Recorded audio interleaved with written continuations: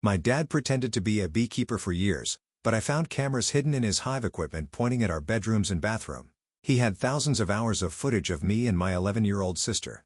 When he got arrested, Mom confessed in court that she'd known since I was 7 and actually helped plan where to hide the cameras because her sister was abused as a child, and she thought watching us 24/7 would keep us safe. I always thought my dad was just really into bees. He spent hours in the backyard with his hives, wearing that white suit and mesh hat, harvesting honey, the works. Mom was proud of his hobby. He even did presentations at my school about pollinators. I was 14, and my sister Emma was 11. So we mostly stayed out of his way, but something felt off about Dad. He always seemed to know things he shouldn't. Like, when I told my friend Mia about my crush on Jake Thompson during a sleepover in my room, Dad made weird comments about young love the next morning. Or when Emma practiced her piano recital piece with her door closed, he'd mentioned the exact part she'd messed up at dinner. At first, I thought he was just good at guessing. Everything changed on a Thursday after school. I was looking for my phone that I dropped near the hives and decided to check Dad's bee equipment shed. That's when I felt something weird on the wooden frame. A tiny black camera, no bigger than a button, tucked into what looked like a bee observation box. It was pointing toward the house. There were thin wires running from it into the shed's electrical system. That weekend, I waited until Dad went to his beekeeping association meeting. I used his spare key and went into the shed. I nearly threw up at what I found. 2 laptops sat on his workbench with multiple windows open. One showed my room. Another showed Emma's room. The third showed the hallway outside our bathroom. There were folders labeled with dates going back 2 years. I clicked one and saw myself sleeping from the night before. Dad had been watching his own kids. The next morning, I cornered Dad in the garage while Mom was at yoga. "I found your cameras," I said, my voice shaking. Dad didn't even look surprised. He just smiled and kept organizing his hive tools. "Those are for monitoring bee behavior near the house, Sophia. Important for the colony, but they're pointed at our bedrooms. Bees are attracted to certain pheromones," he calmly interrupted. "I need to track their patterns. Totally normal beekeeping practice." I told Mom that afternoon. Dad came in with his tablet showing beekeeping forums about proximity monitoring and said I'd misunderstood because I'd been stressed about high school. He even said my paranoia was probably from too much social media and maybe I needed therapy. Mom took his side. She always took Dad's side, but Dad got bolder after that. During family dinners, he'd bring up private conversations we'd had in our rooms. When Emma told her friend about her first period over the phone, Dad bought her pads the next day without Mom telling him. When I stayed up late FaceTiming friends, he'd make subtle jokes about beauty sleep at breakfast. The worst part was his smirk knowing we were trapped.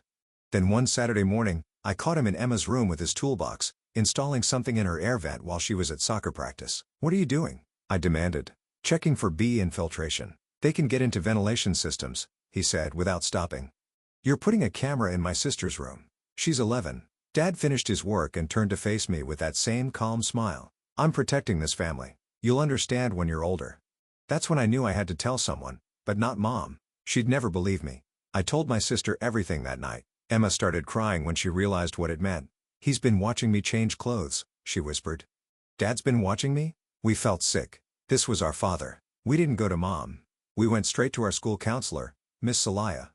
Emma was crying so hard she could barely talk. I showed Miss Celaya photos I'd taken of the cameras and the computer setup. She believed us immediately and called Child Protective Services while we sat in her office. The police came to our house that afternoon. They made Dad show them everything while Mom screams that this was a misunderstanding.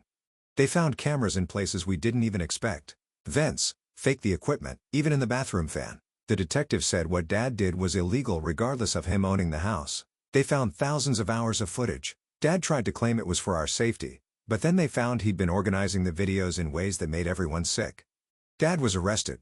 Mom couldn't believe it at first, kept saying we'd ruined the family. But when the detective showed her some of what they found, she threw up and couldn't stop crying. We had to stay with our aunt while the investigation continued. Fast forward 6 weeks later to the court case. Mom swore to tell the truth, then looked at me and Emma with tears streaming down her face. "I need to confess something," she said, gripping the rail. "I've known since he installed the first camera when Sophia was 7. I helped him plan where to put them." My knees buckled. Emma grabbed my hand, her fingers ice cold and trembling. The courtroom spun around me as Mom's words echoed in my head. 7 years. She'd known for 7 years. The bailiff moved toward us. Concern etched on his face. Emma's breathing came in short gasps, her face turning pale. I pulled her close, trying to steady myself while supporting her weight. Mom kept talking from the witness stand, her voice cracking, but determined. "I thought it would keep them safe. Mom continued wiping tears with the tissue. After what happened to my sister Annie when we were kids, I couldn't let that happen to my girls. The cameras were protection. Emma's body convulsed and she lurched forward. I barely got her to the courtroom doors before she started retching. The bailiff helped us into the hallway as the judge called for a 15-minute recess.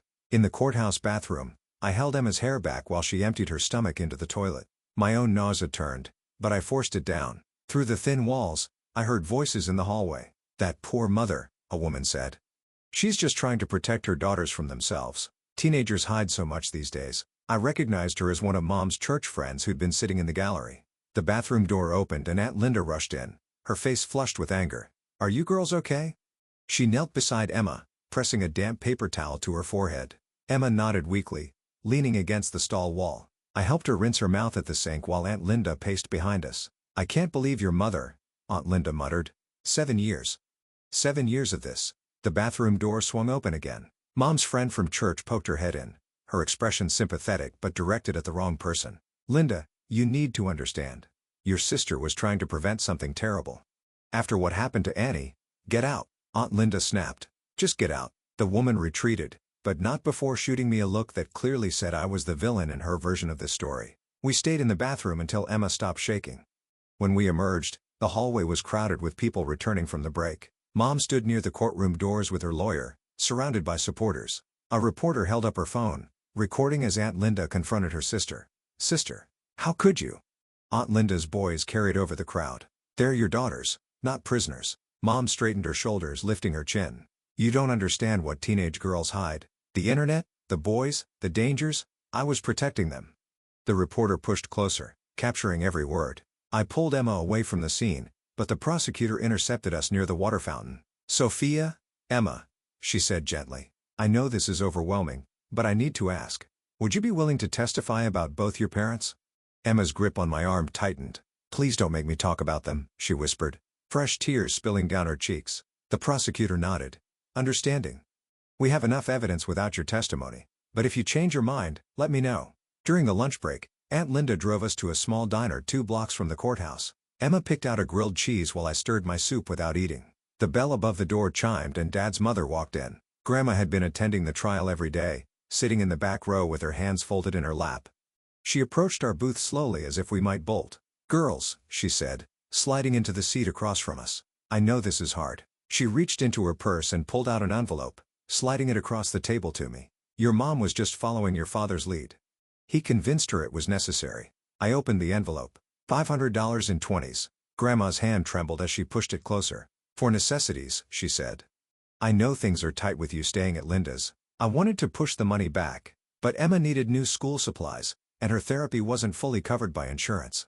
I tucked the envelope into my jacket pocket, hating myself for taking it. Back at the courthouse, the afternoon session was about to begin.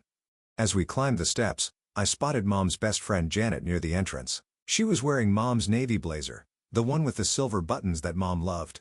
The realization hit me like a slap. Janet had been visiting Mom during her bail, bringing her clothes, keeping her company, probably telling her everything about what Emma and I were doing. Inside the courtroom, we barely sat down when Emma's phone buzzed, then mine, then Aunt Linda's. 3 different crises erupted at once. Emma's school was calling about misassignments. Aunt Linda's boss was threatening to fire her if she missed more work for court appearances. My phone showed a text from our bank about frozen accounts. "I can't access the college fund," I whispered to Aunt Linda. "It needs Mom's signature to unfreeze." Mom's lawyer must have overheard because he leaned over to his assistant and whispered something. Why would someone keep cameras running for 7 whole years without ever using them for their supposed purpose? Mom claimed she was protecting them from danger, but she never actually stopped anything bad from happening. She just watched. Within minutes, he approached us during a brief pause in proceedings. "Perhaps we can work out an arrangement," he said smoothly. "Your mother is willing to sign whatever paperwork is needed for your immediate needs in exchange for some cooperation regarding the family narrative." I wanted to tell him exactly where he could put his cooperation, but Emma needed her therapy to continue. Our insurance required Mom's signature too since she was still technically our legal guardian.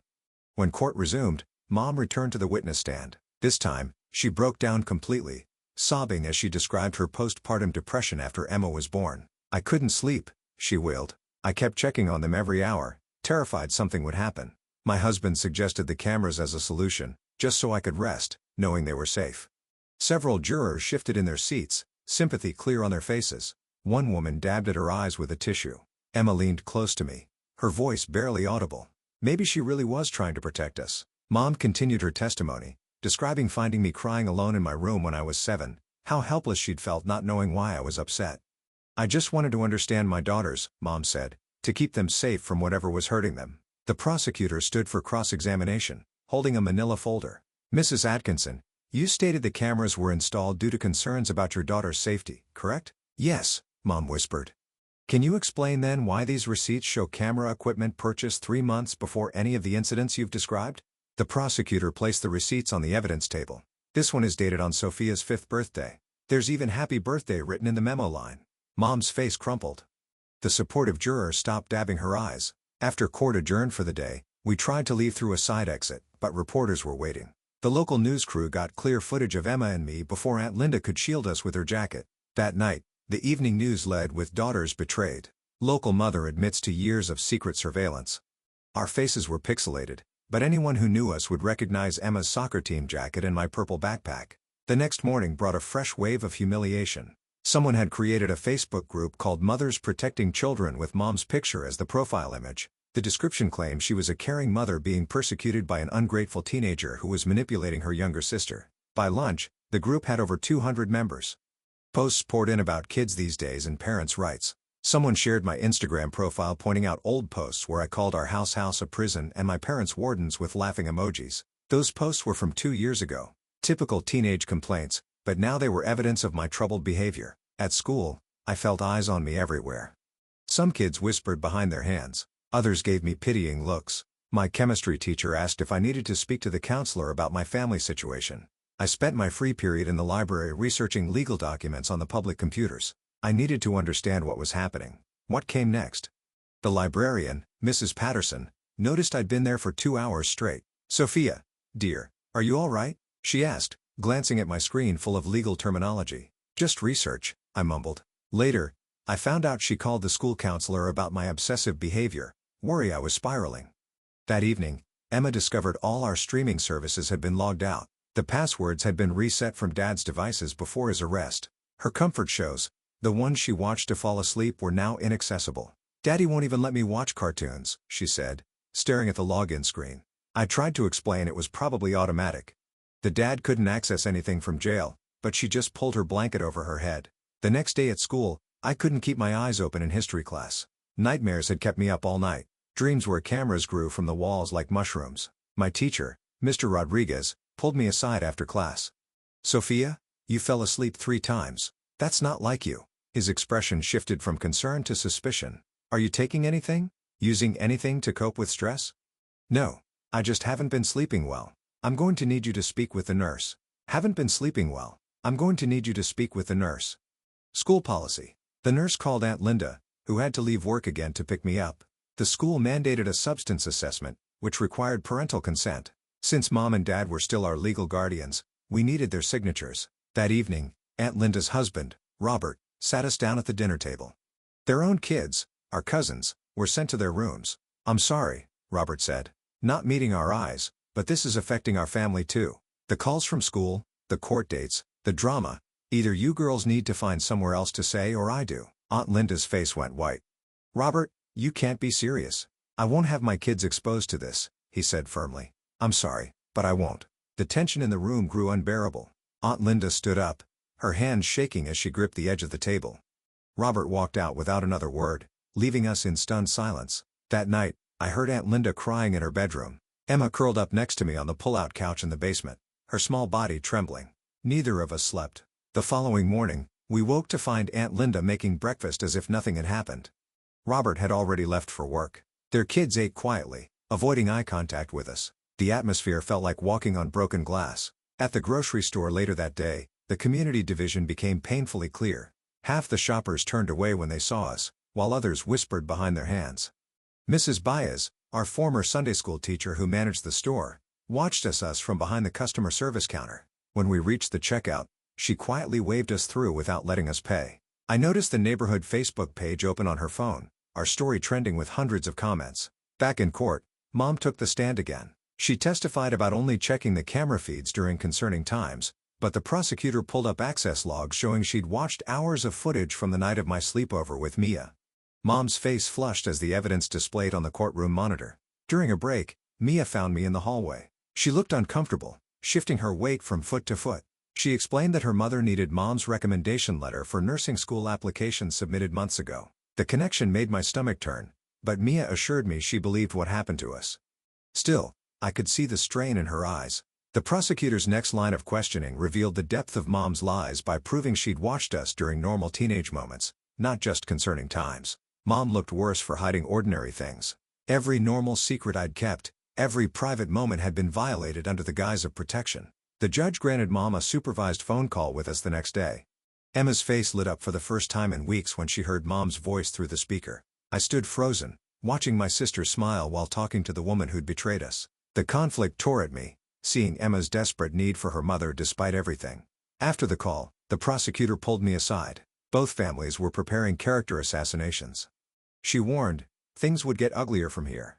Mom's childhood friend had started dating the father of one of my classmates. During their dates, she casually gathered information about Emma and me, passing updates to Mom during bail meetings. She'd even quoted Emma's favorite book in conversation, showing how deeply she'd researched us. In court, Mom claimed she'd try to minimize invasive camera angles.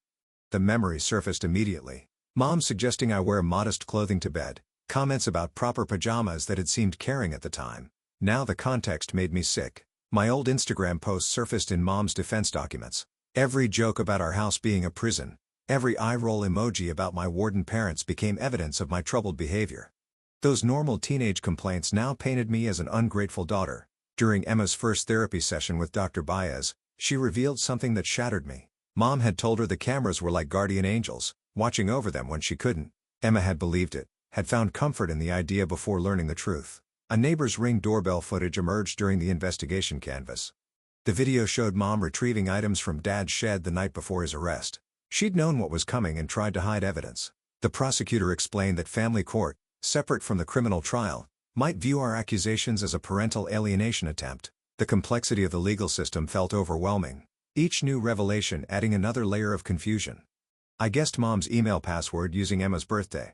Her draft folder contains letters to Dad discussing camera coverage gaps. One email specifically mentions needing a better angle in Emma's room. My hands shook as I took screenshots. Online support groups have started posting about Dad's commissary purchases in jail. He'd been buying snacks for other inmates' children, painting himself as a generous father even behind bars. The narrative manipulation made me furious. Dr. Morris, the court-appointed evaluator, interviewed me about acting out based on Mom's claims. She told him about friends visiting, twisting normal teenage socialization into concerning behavior. Her mom's buying camera equipment on Sophia's 5th birthday and writing happy birthday in the memo makes me wonder what kind of person sees surveillance as a gift.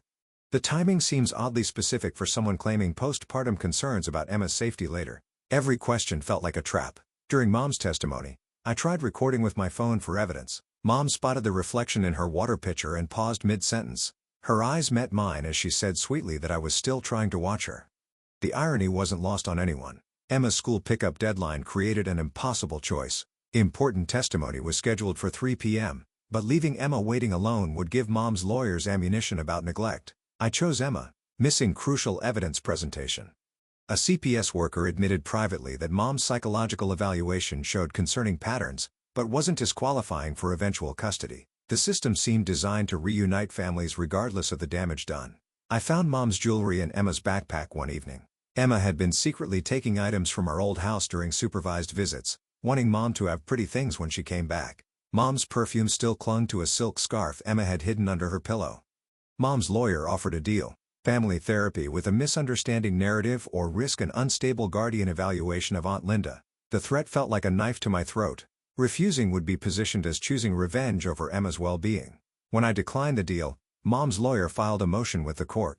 My refusal to cooperate with family reunification was framed as harmful to Emma's best interests. Security footage I remembered from one angle actually showed a different timestamp when examined closely. Mom's lawyer used this minor discrepancy to question all my memories. The right trauma with the wrong details became a weapon against us. Emma's diary found in Mom's dresser during evidence collection revealed her confusion. She'd written about feeling watched by angels but also being scared when changing clothes. The contradiction showed how Mom's manipulation had twisted Emma's perception of safety. Evidence emerged showing mom teaching dad how to hide cameras better. Her protection narrative crumbled as it became clear she'd been preventing detection, not preventing harm.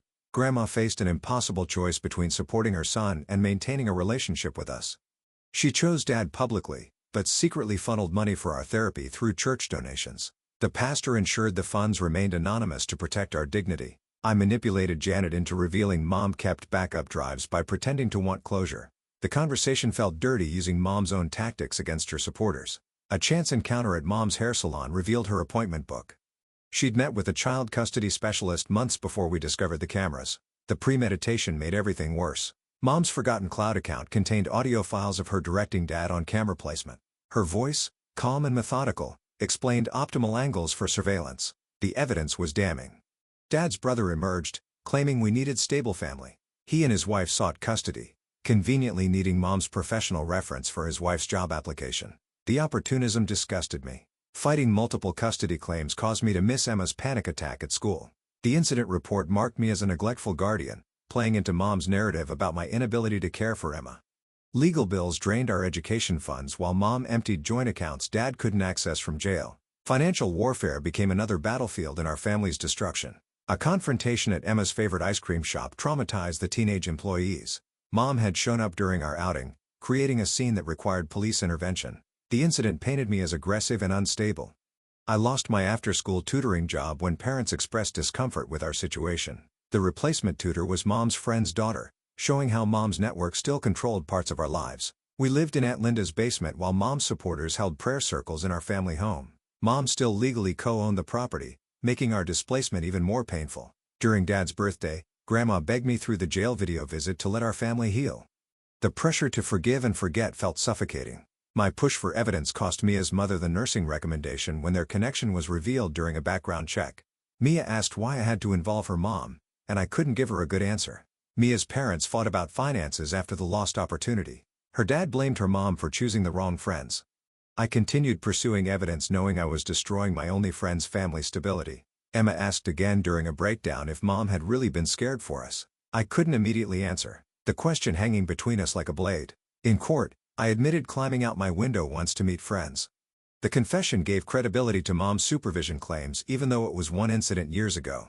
Video evidence revealed I dismissed Emma's bedtime fears as babyish, missing real signs of distress. The guilt of my own failures as a sister crashed over me. Mom's lawyer filed an emergency motion claiming I was parentifying myself based on the court evaluator's notes. Aunt Linda's insurance had inadvertently provided access to my therapy records. Mom's testimony revealed her sister Annie had been abused by a trusted babysitter. The trauma drove her surveillance obsession, twisting protection instinct with control. She genuinely believed cameras prevented a similar fate for us. I used Emma's trust to record her saying she missed mom during a vulnerable moment. The betrayal of my sister for legal evidence marked a turning point in who I was becoming. The protective older sister I'd always been died as strategic calculation took over. Every interaction became potential evidence. Every conversation a possible advantage. I secured evidence of mom's obsession by telling Janet her daughter seemed troubled and should be watched carefully. Using mom's own paranoia against her supporters felt like crossing a moral line I couldn't uncross. A supervised visit showed mom's genuine breakdown. She sobbed about wanting to keep us safe like Annie wasn't. Both of us cried over the shared trauma, the generational pain that had poisoned our family. The judge considered mom's trauma-driven mental health issues as a mitigating factor in sentencing. Emma's upcoming testimony would determine if mom received probation or prison time. Janet's young daughter asked why I was hurting my mom when she loved us so much. The child couldn't understand boundaries, couldn't grasp how love could become control. Teachers divided in their support. Some offered understanding while others distanced themselves from our troubled family dynamic. The school became another battlefield of judgment. The judge explained that emotional abuse through surveillance was harder to prove than physical abuse. The legal system seemed designed for bruises, not psychological wounds. Mom's guilt-ridden coworker provided her work computer search history. It showed obsessive research into teenage warning signs and hidden dangers. She called it protecting us, but the volume revealed obsession. The coworker warned this was all she could do before her boss threatened termination for involvement. Even small acts of truth came with consequences. The search history revealed mom had researched teenage warning signs obsessively before any cameras were installed. Page after page of articles about hidden dangers, secret behaviors, and parental monitoring filled her browser history dating back to when I was 5 years old. Mom's documentation of concerning behavior became clear when the prosecutor presented a handwritten monitoring schedule found in her recipe box during the home search. The schedule started on my 5th birthday and escalated with each normal developmental milestone. Swimming lessons at 7 meant bathroom cameras. First sleepover at 9 triggered bedroom surveillance. Emma starting her period prompted the most invasive angles yet. I sat in the courtroom staring at the evidence, realizing Mom had chosen surveillance over every opportunity for honest communication. She never just asked us about our lives, our feelings, our struggles. Instead, she watched from the shadows, collecting footage like trophies. During her testimony, Mom claimed Dad had initiated everything, but then she slipped. She mentioned checking the camera in the basement storage room, a place Dad never entered because of his dust allergies. The prosecutor caught the inconsistency immediately. I presented the timeline I'd compiled, showing Mom's independent actions without any satisfaction, only sadness. Justice felt hollow when it meant destroying my mother's credibility piece by piece. The pattern of escalating control became undeniable as teachers and neighbors corroborated the timeline during their testimonies. The courtroom filled with community members for the final testimony phase. The seating arrangements revealed the neighborhood's division clearly. Former friends sat with Mom's family while others positioned themselves behind us. Mom rocked slightly in her chair while Dad appeared by a video link from jail, both displaying the same nervous finger-tapping habit Emma and I had inherited. Truth emerged through the compilation of Emma's therapy records, text messages, and testimony chronology. Each piece of evidence painted a picture of systematic violation disguised as protection. Mom's coworker took the stand, admitting she'd seen Mom reviewing footage at work for hours, checking that we were safe. Her voice cracked as she testified, knowing her words would damage Mom's case, but unable to lie about what she'd witnessed. The judge ordered continued psychological evaluations for all parties, including extended family members seeking custody. The complexity of our situation meant no quick resolutions, no easy answers. Mom's recipe box hiding a monitoring schedule starting on my 5th birthday makes me really curious about how long she'd been planning this whole thing before any cameras even existed at homes. Every adult who wanted custody would undergo scrutiny. A technology expert authenticated Mom's monitoring schedule despite the defense attorney's attempts to claim forgery. The handwriting analysis matched Mom's grocery lists, permission slips, and birthday cards from over the years. The evidence was irrefutable. The prosecutor's closing argument highlighted not just the crimes, but the intergenerational trauma patterns. Mom's mother had been similarly controlling, installing locks on bedroom doors and reading diaries. The cycle of hypervigilance had passed from grandmother to mother to daughters. Mom's final breakdown on the stand revealed the depth of her delusion. She genuinely believed we would thank her someday for keeping us safe from what happened to Annie. Her tears were real, her pain authentic, but her actions remained inexcusable. The judge asked if I wanted to provide a victim impact statement for the sentencing phase. I spent 3 sleepless nights writing and rewriting my words. When the moment came, I asked for mandatory therapy rather than maximum prison time. Mom was sick, not evil, and prison wouldn't heal the generational wounds that had led us here. The judge deliberated for 2 hours before returning with the custody decision. Aunt Linda would maintain guardianship with specific stipulations for stability and continued therapy for all of us. Mom would serve 2 years of house arrest with mandatory psychiatric treatment. Dad received 5 years in minimum security prison with required counseling. Our church congregation split over the verdict. Some supported the misguided mother narrative, while others recognized the need to prioritize child safety. The division ran deep, affecting friendships that had lasted decades. Sunday services became tense affairs with whispered conversations and pointed looks. I started my senior year at a new school across town while Emma began 8th grade. The fresh start helped, though some days were harder than others. Emma's therapy sessions showed progress. She'd started laughing again during lunch with new friends who knew nothing about our past. Restraining orders prevented direct contact, but Mom sent permitted letters through her lawyer. They arrived monthly, filled with apologies and explanations. Emma sometimes asked to hear them, and I would read selected portions that seemed the least manipulative. The financial aftermath took months to sort out. Court-appointed trustees managed the sale of our childhood home, dividing assets between Mom's treatment costs and our education funds. The house sold to a young family who painted over the patches where cameras had been removed. Robert eventually returned home after Aunt Linda agreed to family counseling. Their marriage survived, though strained. He learned to separate his anger at the situation from his relationship with us. Their children slowly warmed up to us again. Family dinners becoming less awkward over time. Grandma continued her anonymous donations through the church, funding not just our therapy, but also support groups for other families dealing with surveillance abuse. She never spoke to us directly, but ensured we had resources for healing. Emma's progress in therapy accelerated when Dr. Baez introduced art therapy. She painted her feelings when words failed, creating abstract pieces that gradually shifted from dark chaos to brighter, more organized patterns. Her therapist said it showed remarkable resilience. I found part-time work at a local bookstore, far from anyone who knew our story. The elderly owner, Mr. Burt, never asked questions about my past, just taught me about inventory systems and recommended books he thought I'd enjoy. The normalcy felt like medicine. Mia's family recovered from their financial setback when her mother found a better nursing program that didn't require recommendations. We rebuilt our friendship slowly, meeting for coffee monthly. She never asked for details about the trial, just offered steady support. Mom's former supporters gradually dispersed as details from the trial became public record. The Facebook group defending her dwindled to a handful of members posting increasingly desperate justifications. Even Janet stopped visiting after Mom's therapy sessions revealed the depth of her obsession.